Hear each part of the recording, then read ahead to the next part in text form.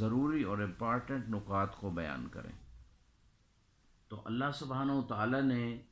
اعلان بعثت رسول، یعنی رسول خدا کے رسالت کے اعلان کے بعد جو سب سے پہلے 3 سال آپ خفیہ تبلیغ رسالت کرتے رہے، اور 3 سال کے بعد آپ صلی اللہ علیہ وآلہ وسلم کو حکم ہوا کہ اب آپ علی الاعلان اپنے قریبی رشتہ داروں کو اس دین کی تبلیغ کریں۔ اور اسی حوالے سے قرآن نے کہا وَانذِرْ عَشِيرَتَكَ الْأَقْرَبِينَ، اے میرے حبیب جو آپ کے قریبی خاندان کے لوگ ہیں ان کو آپ خدا کے عذاب سے ڈرائیں۔ لہٰذا مختلف تواریخ کے اندر یہ بات اور تفاسیر قرآن کے اندر بھی بات یہ ملتی ہے کہ آپ صلی اللہ علیہ وآلہ وسلم نے اپنے خاندان والوں میں سے، قبیلے والوں میں سے لوگوں کو جمع کیا، قریش مکہ کو جمع کیا، مولا علی علیہ السلام کے ذریعے سے ان کو جناب ابو طالب علیہ السلام کے گھر میں دعوت دی، اور اس کو دعوت ذوالعشیرہ کے نام سے یاد کیا جاتا ہے۔ سنی شیعہ مفسرین نے بھی لکھا، تاریخوں نے بھی لکھا کہ مولا علی علیہ السلام جیسے کہ تاریخ ابو الفدا معروف تاریخ ہے، اور دوسری تاریخیں طبری وغیرہ میں بھی یہ بات موجود ہے، انشاءاللہ کچھ حوالے میں عرض کر دوں گا۔ رسول خدا صلی اللہ علیہ وآلہ وسلم نے مولا علی کو حکم دیا کہ آپ ایک بکری کی ران لیں اور اس کو ان قریش کے لیے کھانے کے طور پہ تیار کریں۔ روایات کہتی ہیں کہ اس ایک ران سے 40 کے قریب لوگوں نے کھانا کھایا، اور وہ 40 کے قریب کھانا کھانے والوں میں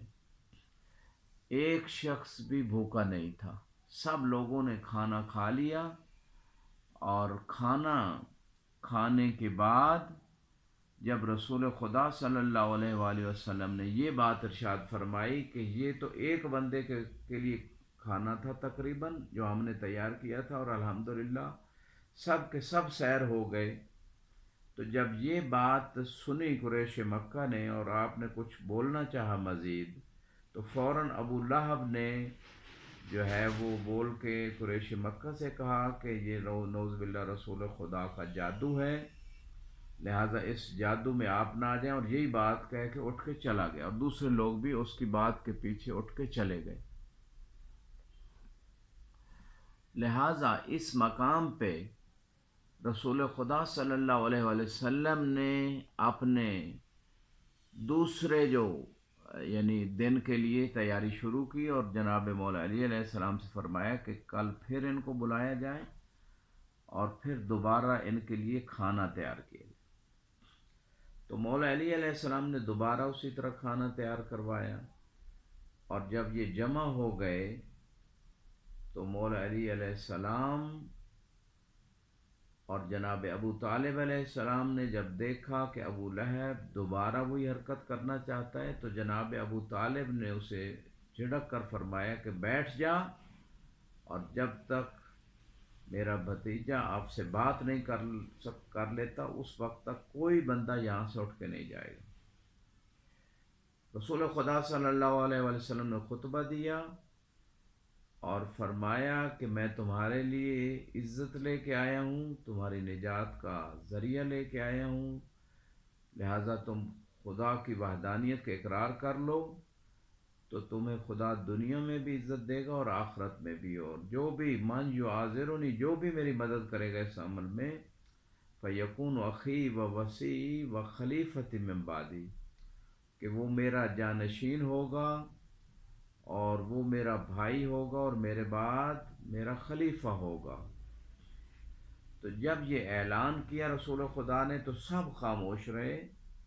یہاں تک کہ مولا علی علیہ السلام، علی ابن ابی طالب علیہ السلام اٹھتے ہیں اور کہتے ہیں انا واذرک یا رسول اللہ، انا ناصرک یا رسول اللہ، اے اللہ کے رسول میں آپ کی مدد کروں گا۔ اور ابو الفدا تاریخ والے نے یہاں تک لکھا ہے کہ مولا علی علیہ السلام نے کہا کہ یا رسول اللہ میں آپ کے دشمنوں کی ٹانگیں توڑ دوں گا، اور میں آپ کی خصوصی ایسی نصرت کروں گا کہ آپ کے دشمن آپ کے قریب تک نہیں آ سکیں گے۔ یہ وہ جملے ہیں جو تاریخ ابو الفدا نے ذکر کیے ہیں، جب اللہ کے رسول نے فرمایا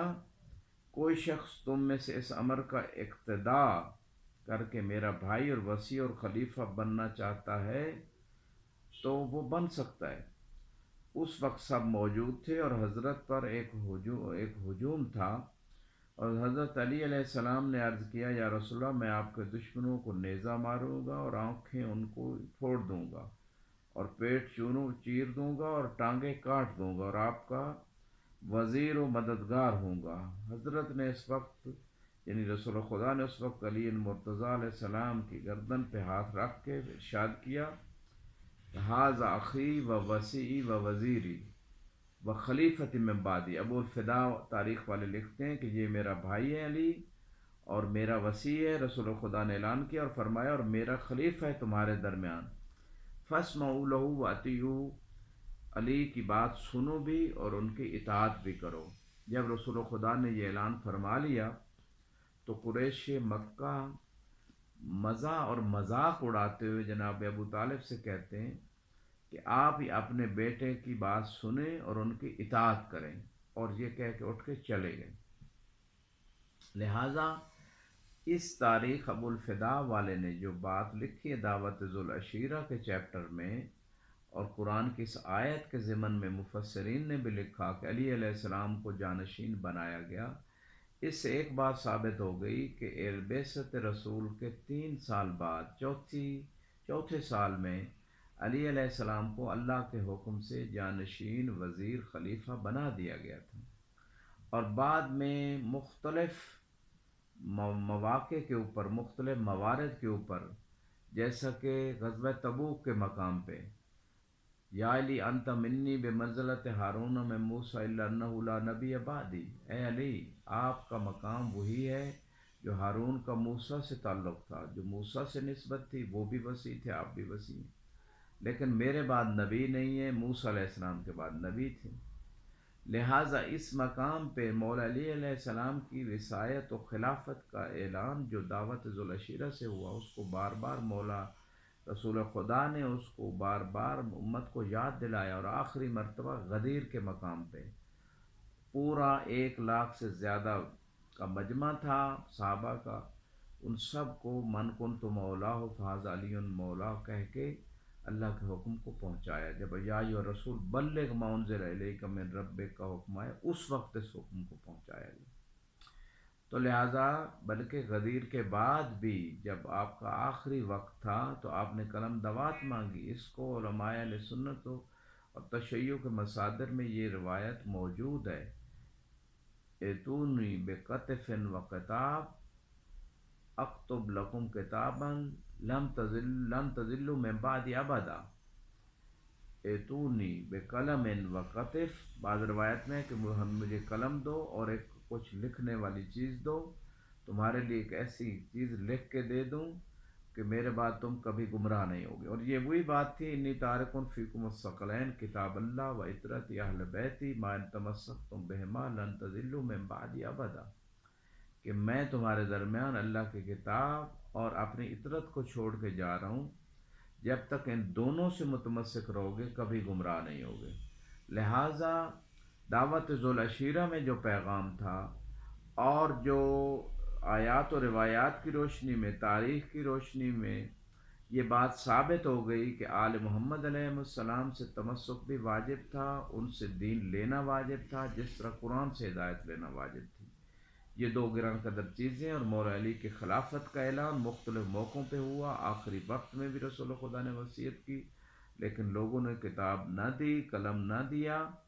اور نہیں لکھنے دیا۔ ان کو پتہ تھا منافقین کی جماعت کو کہ یہ علی کے بارے میں لکھوائیں گے، لہٰذا ہمارا جو پلان ہے کہ حکومت اپنے ہاتھوں میں لینی ہے، وہ پلان سارا خراب ہوگا، لہٰذا رسول خدا کو نہیں لکھنے دیا گیا۔ اور اس بات کا تقاضا جو شروع سے دعوت ذوالعشیرہ سے ہوا، وہ اختتام تک علی کی اعلان خلافت و ولایت و وصایت و وزارت کا ہوتا رہا، اور بار بار اور کئی مرتبہ ہوا۔ اور اسی میں آج بھی امت کی مصلحت ہے، اگر اتحاد چاہتے ہیں، یعنی امت حق کو پہچان لے، ایک راستے پہ آ جائے، ہدایت کے راستے پہ آ جائے، تفرقے سے نکل جائے، تو وہی حال ہے جو قرآن کی بات دوسری آیتوں میں بھی ہے، وَاعْتَصِمُوا بِحَبْلِ اللَّهِ جَمِيعًا وَلَا تَفَرَّقُوا، کہ اللہ کی رسی کو مضبوطی سے تھام لو اور فرقے میں نہ پڑو۔ وہ فرقے کب بنے؟ وہ فرقے بنے جب قرآن کو بھی چھوڑا گیا اور اہل بیت کو بھی چھوڑ دیا گیا، تب فرقے بنے، تب گمراہی کے دروازے کھلے۔ آپ بھی جو گمراہی سے نکلنا چاہتے ہیں وہ قرآن سے صحیح معنوں میں متمسک ہو جائیں اور اہل بیت کے فرامین سے متمسک ہو جائیں۔ خدا سے دعا گوں کہ خدا ہمارے اعمال قبول فرمائے، ہماری توفیقات خیر میں اضافہ فرمائے۔ وآخر دعوانا الحمد للہ رب العالمین۔